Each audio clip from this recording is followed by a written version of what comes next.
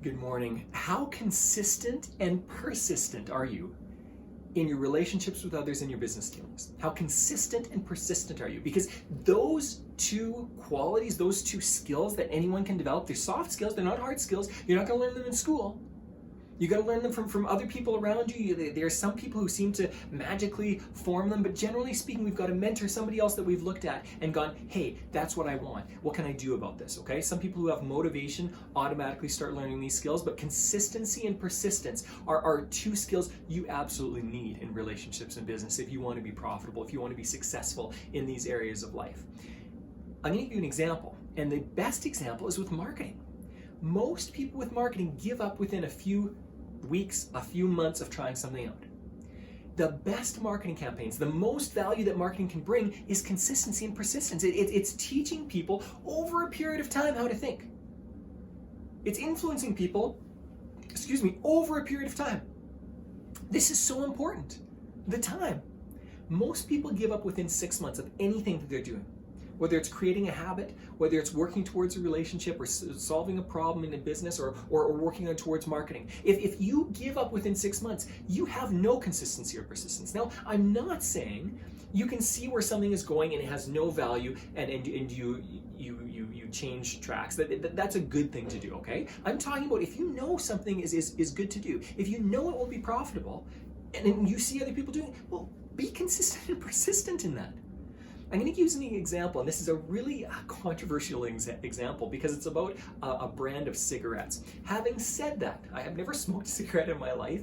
Having said that, this has been one of the most successful marketing campaigns of all time. And this you can see in the book. There's a book called Guerrilla Marketing Remix, or Guerrilla Marketing in general. Jay Levinson, who's a fantastic marketing coach and trainer for people, guru, educator. What he tells is the story of the Marlboro Man.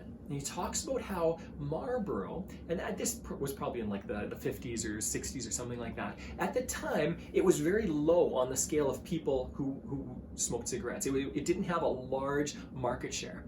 And at the time, it was considered a female cigarette.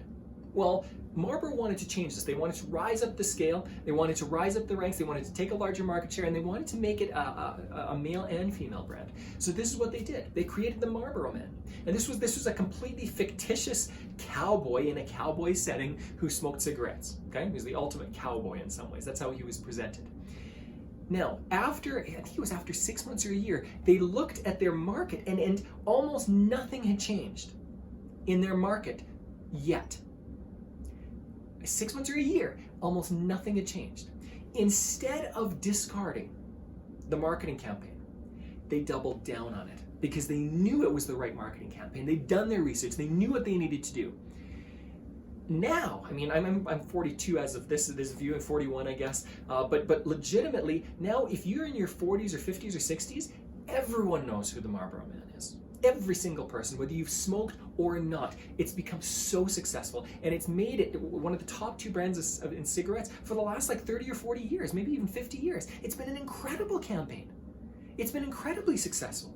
And I don't urge anyone to smoke cigarettes, but the fact is that if somebody sticks with something, if it's the right thing, find the right thing, do your homework. But once it's the right thing, do what you need to do.